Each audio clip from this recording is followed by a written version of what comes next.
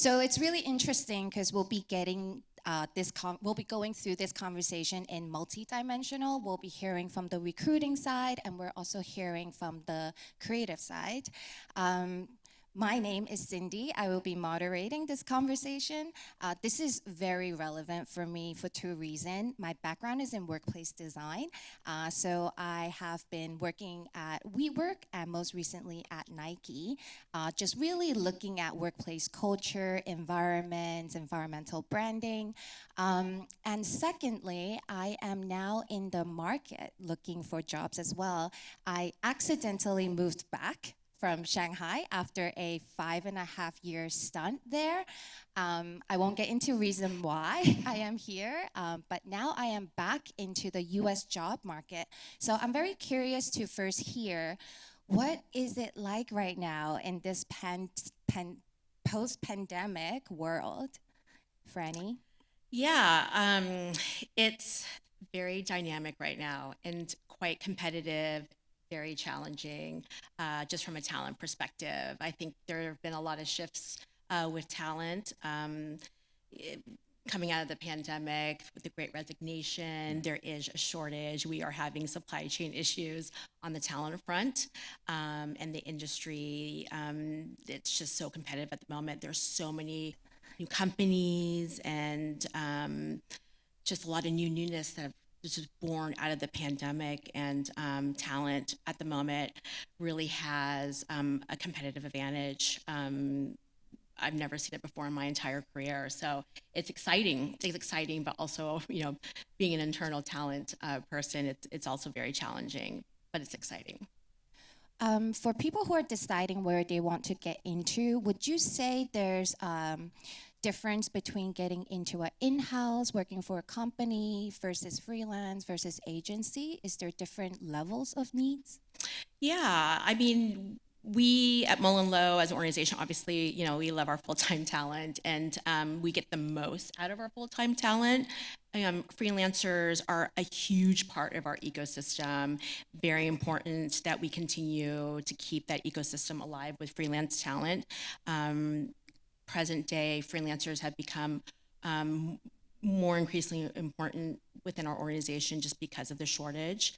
I think that freelancers are coming in at a time that the internal organization is strained because of the shortage of talent. So it's important for us to really set up our freelancers up for success so that they can deliver. We get the most out of our full-time hires, to be honest, and it's just by nature of how freelancers are brought in. It's during a time where you really have to deliver fast on whether it's a pitch or a complicated brief that needs to be cracked. So I think agencies need to do a better job at setting freelancers up for success so we can deliver quicker with freelancers. And when freelancers come in and nail it, then they'll continue to stay on our roster, and we want to keep them part of our family. It's really important that we treat our freelancers like family. So but yeah. Feel free to chime in at any time. This is going to be super conversational. So just a very general question. I know there's so many places where someone looking for a job can go to. Do you guys have any kind of advice for someone looking? Where should they go? For me, I'm all about following your passions in life. Like when you follow what your true passion is, whatever it is, it'll happen for you because you'll put your whole heart into it. And that's one of the reasons we started the sideshow during pandemic. It really started with a phone call. My friend Josh, who co-founded it with me, called me, and we were both just feeling the burnout like everybody else was during pandemic. And it really started off with the conversation of, what are we doing with our lives? He was on one coast and I was on the other coast. And we just felt, again, that burnout. And he said to me, I've been thinking about doing some kind of fun side project what just celebrates the side projects in the advertising and creative industries, because so many of my friends have started cool pro bono projects in the ad industry, or they've started like a cool t-shirt company and just places of joy, right? And I said, that's absolutely brilliant. I will totally help you do that. And we co-founded it together, and we were mentioned in Adweek as like one of the top, pro bono events out of pandemic. But it was just so absolutely lovely to see people's work coming out of such a dark time. And what's really cool about it, and I'm sure recruiters will tell you this as well, is it really shows just who you are as a person, whatever you're doing, whether it's calligraphy or whether it's making funny songs. But the average, award showcase, right? Like the One Show or DNAD or Cannes, like to even enter is like $1,300. A lot of people don't have that opportunity to pay that type of money to get seen by really top CCOs and whatnot. And so that's why we loved the sideshow, because each entry was $10, and we even had a social good category, which was $0. But we had so many amazing creative directors, ECDs, GCDs, CCOs from all over the world who have like all judged Lions and all sorts of other events, but they also have such passion and heart for side projects. And we did have people get hired out of that. So I would definitely say pursue any kind of side project you want and put that on your portfolio. Yeah, so I work for Working Not Working, but I also am a beneficiary of Working Not Working. You know, I was a member there for a very long time before I came on board, and I've sort of witnessed firsthand the benefits of like being on a website like Working Not Working, because it's a portfolio website, yes, but I think the back end of it, you know, it has hires who are interested in you and your personality and your side projects, so it gives you a platform to sort of communicate, you know, the work you like to do, but also the work you're capable of doing. And you know, I've been recruited on Working Not Working for multiple freelance jobs or even full-time jobs. My friends have benefited from that as well, in seeing the work that they get to do. And you're part of a network of other creatives, and it's also free for creatives. You know, unfortunately, the recruiters have to pay for it, and that sort of is the plus. It's like these are recruiters who are paying money for really high value talent. And so, you know, here's another platform for you guys as creatives to be on, to put your work on, especially your side projects and your passion projects and your client work, to get exposure to clients who are, or to recruiters who are looking for really good and creative talent, who have personality and individuality and like a personal voice. Frannie, from your perspective, how open are companies now just looking for new talent, fresh graduates, or someone that just switched to a new gig? Very open. I think it's, you know, what I mentioned earlier, it's such a dynamic time for talent, and it's so exciting to see all types of talent who, you know, started side projects. You're starting to see more depth in talent, more raw talent, and it's not a sea of sameness anymore from what I'm seeing in terms of people's portfolios, and I look for that. I think it's my responsibility as a recruiter is to look for talent in a potential skill in someone, just to augment what we currently have in-house, because I think really diversifying your bench and bringing different thinkers with different skill sets and different superpowers really impacts and shapes the work in a greater way.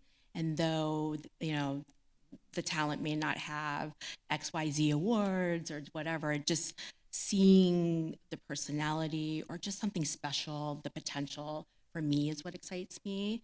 And then bringing them in and seeing people convert and seeing them grow and shine is just everything. So for me, with my talent team, I always guide them to look at what's beyond just, you know, their portfolio. What are what's the special sauce? What are their personal interests? What do they do to offset their advertising footprint? That to me is where creativity really happens. Yep. Because creativity is just basically solving problems, right? In some way, shape, or form. And like, even if you have a TikTok that is blowing up, that shows an advertising recruiter that you know how to talk to an audience. It knows you know how to get a message across in like 0.2 seconds against how many other competitors. So yeah, those kind of, you know, things are so open. I had to do 5 internships before I got my first job. Like, I started when I was 15 years old interning, and then I got to the agency, I remember, and you know, it was like the kind of thing where you had to have like 3 years experience to get a first level job. And I was like, well, how would you have 3 years of experience if it's a beginning job, like this makes no sense. And it was like entry level positions. But again, like I just did as many internships as I could because my parents didn't have any connections.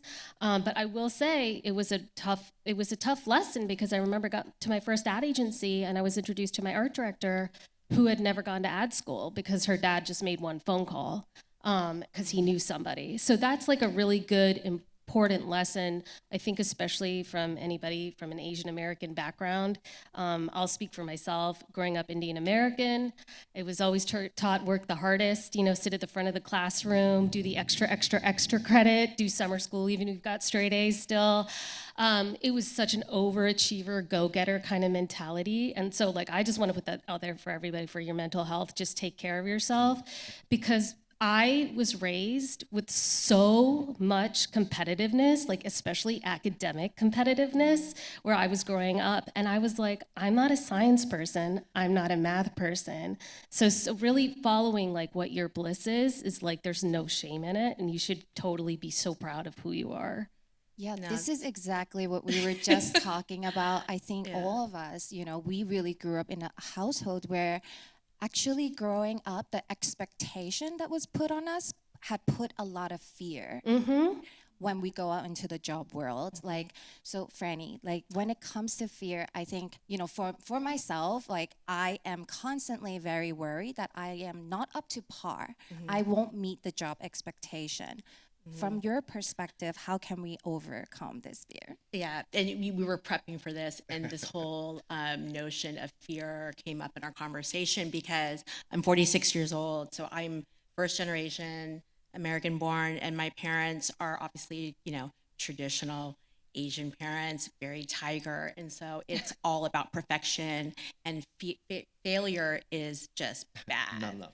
And so when you go into an organization like advertising, where there are just amazing agencies that are like, failure, fail harder, fail faster, and you're just this in-betweener of like, well, 46, some years, you're not meant to fail. The comms in my household is failure bad, and then cut to you're in advertising, and that's what you need to do just to like innovate and all of that. So this in-betweener thing, and the fear that's born, and the anxiety and the mental health, and the reps that you do in your head to just sort of like map to the generation and the cultural nuances, and to this vibe in the US of like, it's okay to fail and let's make some mistakes, and that B+ is okay, where A+ is really what you are supposed to do. So for me, I feel like, fear with myself, fear with an organization, that has just been an underlying current of like, a vibe that I've always felt and have never talked about it until today. Yeah, I mean, I've always said like Asian kids have tiger moms, and when you're an Indian kid, it's a Bengal tiger mom.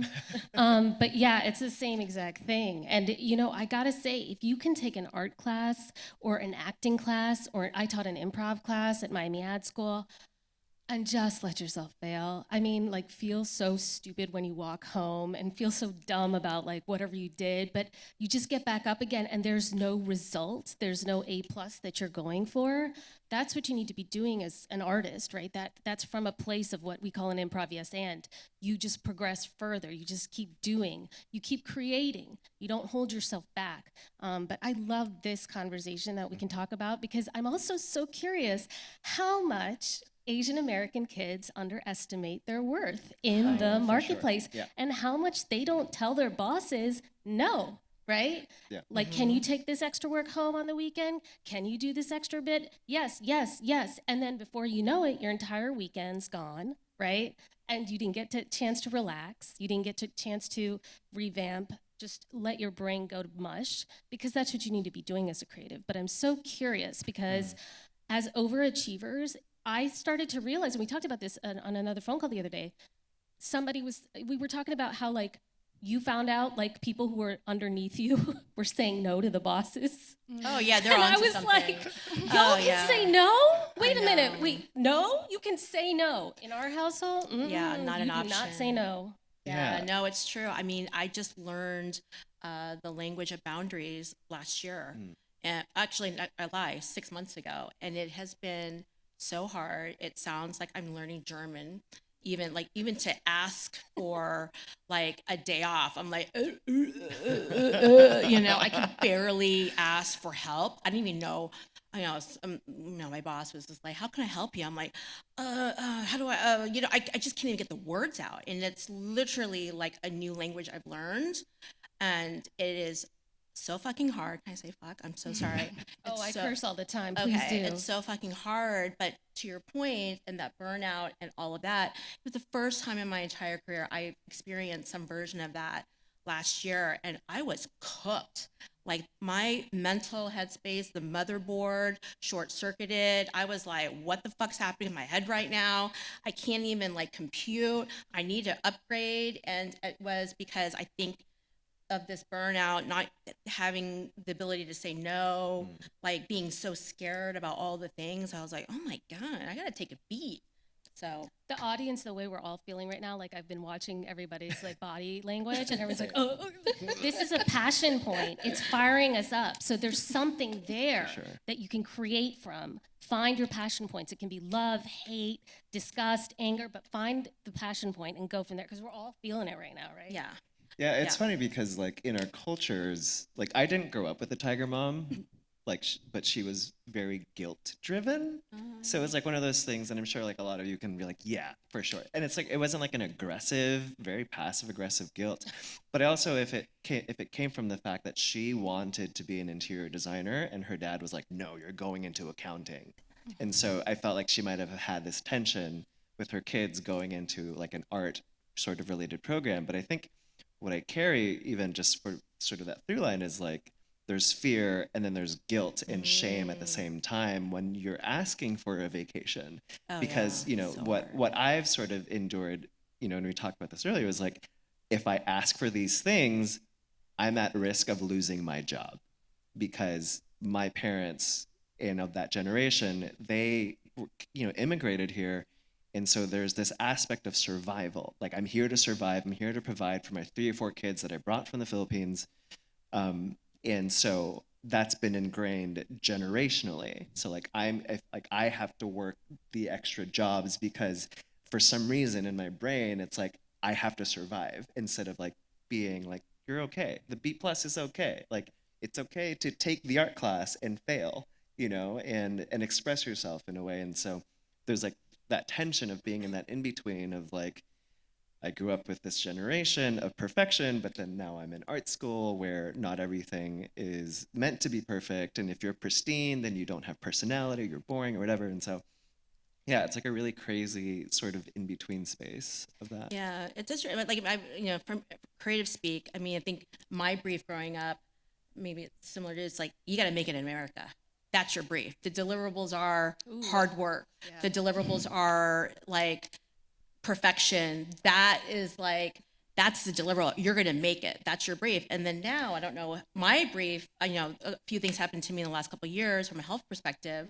My new brief is like, how do I optimize the rest of the time I have on this earth? And those deliverables are vulnerability, empathy for myself, for others. The deliverable is also, boundaries. Another deliverable is just grace. I mean, it's a whole set of just a different vibe. And so from flipping from one brief to another and to develop work off of a new brief, I'm just like, this is scary. But it's also so important because at the end of the day, it's just about the choices you make and how you navigate through them. And it's just about how do you be your best self and express yourself and put down the shoulds, what you were saying. Like, you should do this. You should be here. You should, on the climb, should. I mean, that word is like gnarly. Like, I should not be ruminating about this anymore because it's going to crush me. And it has. In the words of Louise Hay, you wind up shitting all over yourself. Yeah, there you go. But yeah, no, I've read like I went through like a breakdown and I like read every self-help book in the world. But I also have to say, like, in an Indian family, an Indian daughter also gets treated very differently than an Indian son. It's a night and day difference from what I've observed. But I started taking a playwriting class just for fun. I didn't want to have an advertising brief. I wanted to see what that would be like, and that opened up so many emotions and perspectives that I had never written from before. So again, like taking that class that's not an advertising related or design related, but just something else out there that takes the reins off of you is like a great place to play. Speaking of our identity as Asian American, how does that play into the recruiting process? Like, how should we represent ourselves in our portfolio building or interview process? Yeah, that's a great question. I think keep it simple in terms of your portfolio. That would be one big note. We see so much, and if you can keep your work simple so that when we get to it, it's just like it's all there. And when clicking the UX is really important. I just need to know where the work is and just that showcase and self-edit as well. I think that's super important. But in terms of the identity, I think, because, a large part of my career up until the last, 5 years maybe, I was pretty much the only Asian person in a boardroom. And I know what that feels like. And so I feel like it's my responsibility through a candidate experience, through the recruiting journey that, I want people to feel uncomfortable. Not uncomfortable. I want them to feel comfortable, and I want to create a space where they can show up and be themselves in an interview process. So I try to be very intentional about that, and I'm very acutely aware how hard it is and how scary it is to talk to someone who doesn't look like you, right? So I am very intentional about just creating a really good space where people have psychological safety just to be themselves. And, make a joke and just be loose and free. It doesn't have to be so robotic and prescriptive, It's just, loosen up. And I try to do that with the candidate as many times as I can because I want them to feel comfortable before they get in front of a hiring manager. It's super important because I think increasingly as someone looking for a job where we want a company that appreciates us for who we are. So from the person in the interview process, what are some of the questions that we can be asking employers to make sure that our values align, that they value who we are? I mean, if I have friends who are working there, I definitely ask them what's the work-life balance like behind the scenes. Like, I definitely ask that to my friends who are working there. And people will be very honest with you about it, what it's like over there. So seek outside the interview panel. I do. I mean, and I'm a fan of Fishbowl. I really like Fishbowl. People keep it real on there and tell you about what it's like out there at different places, what to expect. So that's one thing for sure. I wanted to add this before I forgot.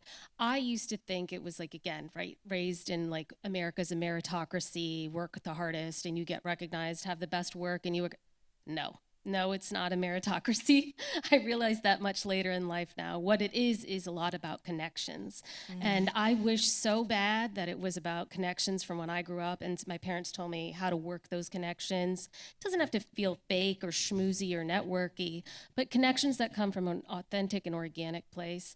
It's one of my greatest regrets. Use your connections and push yourself forward because I can't begin to tell you how many people I know who don't really have the strongest books, just got amazing jobs because they knew somebody, A lot of times too, luck, timing, nepotism, all of those things. But it is really one of my greatest regrets. I really thought, may you have the best book and you win, and that's not true.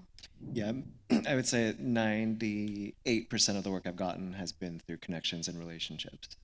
So yeah, and I think questions I would ask is that, like, always asking outside the organization and like sort of like secondhand connections. Work-life balance is so important. Do you like your boss? Is one of those too. Like, what's your relationship like with that? Yeah. And especially in a world of like now, thank God we have Me Too, thank God. But when I first started, we didn't, and it was everybody else and their dog too. I mean, it was everywhere. Everyone was getting Me Too'd. So I know gay friends who are getting Me Too'd, I mean, everything. So I also ask about that kind of stuff too, because it's still going on. I mean, there was just a case, I'm not going to say what agency, but it was just like the other day. So take care of yourself, be safe, Yeah, I think a lot of companies are now setting up communities within their workforce, whether it's women and diversity community. I think it's really important that the company have this available for individuals. It's also really important to realize HR isn't there to protect you. It's there to protect the company. That's also something I regret not knowing. HR is in a whole other story, right? Oh my gosh. We all have our opinions on the HR department. Yeah, I do like. I mean, it's great to like talk with outside the walls of the agency to see what the real talk is, but also if I could encourage candidates also is to really ask the question to the hiring manager and just see how they react. Even if it's a hard question. I think it's important that you ask the hiring manager what their work style is. How do they like to work with creatives, what their process is. I think that's really important, their communication style, because you'll be working with this person so much. And, how they set up people for success. Give me an example of someone who did well within your organization and tell me why. I mean, those are really good questions that people don't think to ask because, again, these people are your day to day. And I encourage it. And don't feel like it's going to knock you out of the hiring process because I would hope people within my organization at Mullen Lowe that you would want someone to have a challenging question and spark thinking and get ignited by that. I would want that. Some of the jobs I've applied to where I've just gone off of the vibe in terms of like, oh, this person's cool, this person's great. And going into the office and be like, oh, this is completely different than what I expected. So asking those questions where it puts the hire in a position where they have to really think about it and how to answer that, those are the ones you should be asking. Totally. And I'm also, speaking of a vibe and energy, I mean, that is everything for me in terms of the people that I bring to the table to pull into the organization because we are so connected on so many levels and just great energy, a great attitude that cuts through so much. If you could get to the table or get on a call or a Zoom or whatnot and just show your passion and your energy, that will definitely get you a couple notches. One of my unofficial mentors is a man named Kash Sri. He's the only other Indian I knew in the industry, like at all, when I first got into it. And he said, as like a CCO, he said, "You will not believe how many creatives come up to me and just complain." And what the best thing you can really do if you ever get in that elevator with the CCO and you're nervous or anxious or whatever, he said, just ask us, what can we do to make this place a better place, a better agency? What can I do? And I do think from the Asian American kid perspective, we've kind of got that down. So that's your little cheat sheet to say to the CCO or if you get nervous, because they're always looking to improve their company and they do want to hear what you say. You have to say couch it in a positive way, but it will really help you. Speaking of work-life balance, the hottest trending topic right now is remote working. So what are your thoughts, from the company side? Are companies moving towards this trend and going with it? And also from the creative side, does remote working support what you do? Real hot topic. I think we haven't cracked it yet at Mullen. I think that we are in beta, which is fine because I think we're going to try different things. We haven't really put like strong dates in the ground and you've got to be here X, Y, and Z days. We're really trying to feel it out right now, and we're moving with the talent. My point of view, and I apologize if Mullen was watching this, which you're not, but my point of view is we've got to move with the talent, and I want to work with the talent to see how we get the best work out of them. And so if that means that the talent needs to be home for a couple days a week, then if the work don't slip, don't trip, right? Like if the person's still delivering, like let them do what they do. If they can be on Mars, and if they're delivering amazing ideas and they can collab, then let's map to that. Now, I personally have been, I'm single, I'm 46, I live at home in Brooklyn.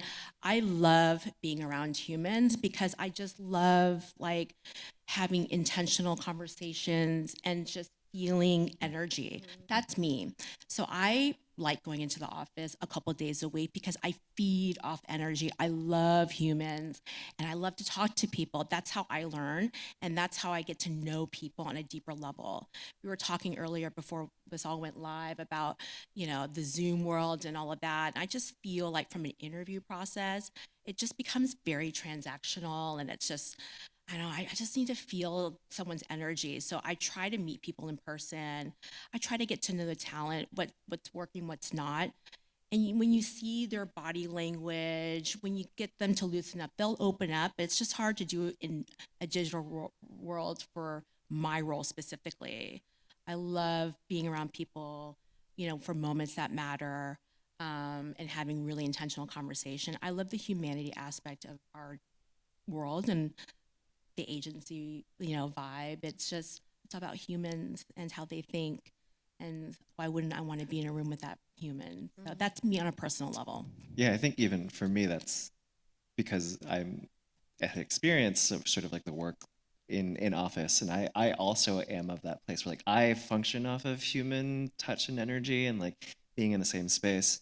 But I think also for companies, it's like asking themselves about the flexibility too. I think that's a really big thing.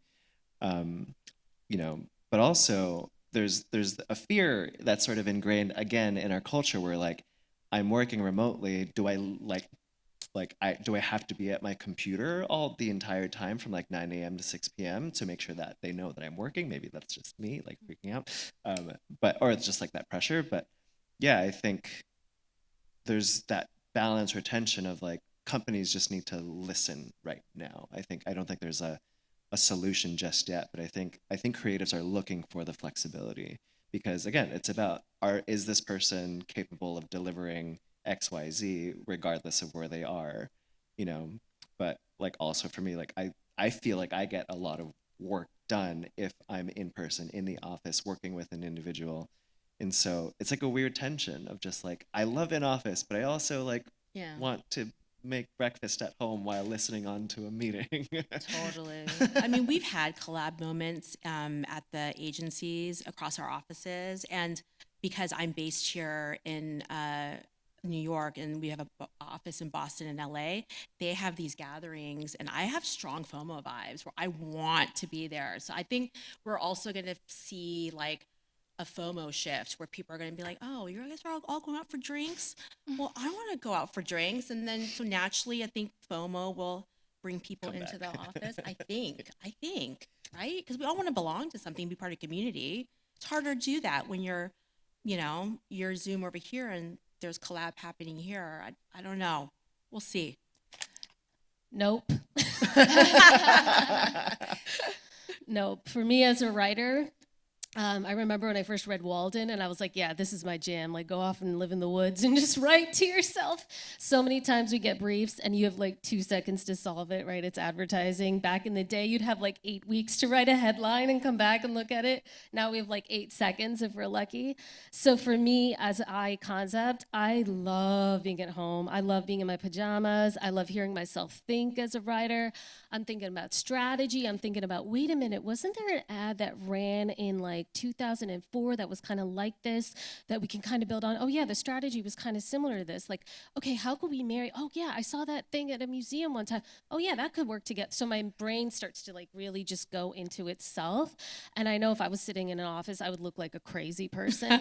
I know the art directors can jam out to their tunes or whatever and like, play on their computer. But I think writing is just comes from such a different place. If you've ever been a writer at an office and you have someone standing over your shoulder telling you what to write and how, like that just disturbs your thinking process. One of the worst places I ever freelanced, we had to be forced to work on Google Documents, and the CD at the time, who was cray and ended up getting fired, was on the Google document with me at the same time, rewriting. Yeah. No. Can you imagine being on Photoshop and like trying to kern something or whatever, and someone else is doing it at the same time? Yeah. It was like the devil was in my head, right? So like, to me, it was just, I love being at home in my pajamas, hearing myself think. That being said, is it necessary for me to start going into the office more? Absolutely, it is. Like, I did try to cool it with the drinking, so it won't be for the drinking nights, but I had a problem. I don't have it anymore. Another topic. For Yeah, another another topic. But yeah, I would say like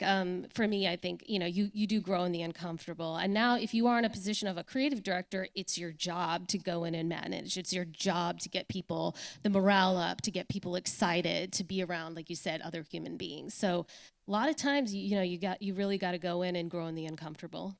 I wonder, like for me, like I like going into the office, but at like 6 a.m., 7 a.m. when no one's there because I like that time to think. Yeah. So I wonder if, and what's important for me is like I just need a different space to work from because, you know, my desk is right next to my bed. So therefore, like the space becomes like I want to protect home as like a place of rest. So it's that tension of like, I would like to work remotely, but I don't want to work at home. But I like working in an office, but I like working when no one's there yet, so I can get my thoughts in line. And so it's a weird like tension of like how do you facilitate that? At least for me. Yeah. No, it's weird. I'm still trying to figure it out too.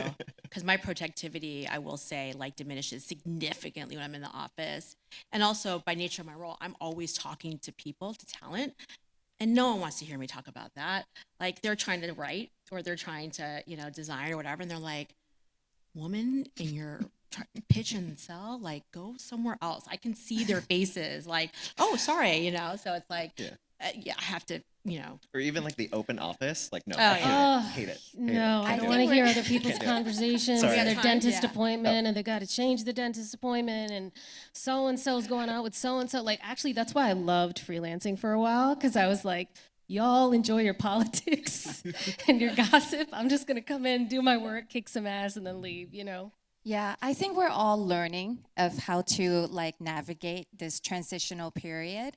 But yeah, I think we're almost at time. So I do want to maybe wrap up and, you know, any top advice from you guys for someone who is job searching, whether it's related to your portfolio building or the interview process? Just keep trying. Like there's no playbook.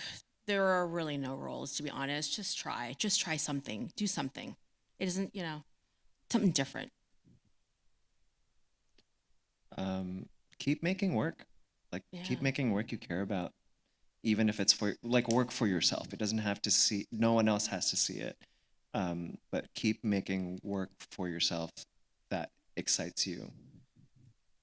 Run your own race. Run your own race is a huge one for me. Again, like just the way I grew up, it was like, what's Vijay getting on his SATs? What's Rachana getting on her, you know, APs? And it's like the minute you're looking at the other competitors, first of all, there's no competitors. It's your own race.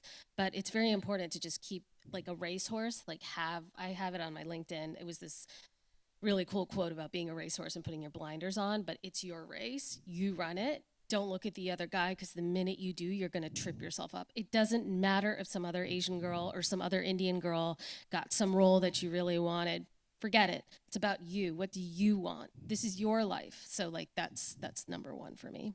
It's all really great. Thank you so much. Go ahead. So I will do as the interview process portion. I found it very bizarre because it's like first date. It's like dating people. Then you have to get married. There's no in between. In the interview process, you have to present yourself. I'm fabulous. I'm so great. And same as the recruiters, like my company's great. So how can we improve the recruiting process, like interviewing, and also how can I show in my portfolio? Yeah, I think, and I love the dating. Actually, I've used that with a lot of candidates. It's like, where are you at in your process? Are you currently dating? Or are you just swiping and then you kind of get an idea? Or are you 3 dates in? So I actually use that. I think just, you know, for me, look, I think that we are humans and it's a human business, right? So it's like, I would want and I hope that people like go through the process show who you are and hope that the company reacts to that and gravitates towards that. And the work, I also think that, for me, simplicity is important because I see so much, but, the work will speak for itself as well. And the marriage of those two, I think, are super interconnected. But the more human you could be, the more vulnerable you could be so that people can get to know you fast and also, really spotlighting your work in a very simplistic way, I think that will help the process. I like freelancing for a while at a place or permalancing. That's like my long-term dating to see if I want to end up getting married to them. That's what ended up with the M Booth. So in a couple of other places, I was at Translation for about 2.5 years permalancing. And that worked out well for me. So if you're more of a comfortable in a freelance role, I also think I really admire that. Some people like to go in, go hard, really, really work hard for like 5-6 weeks on a project and then take a break and go on vacation and then come back. So whatever works best for you.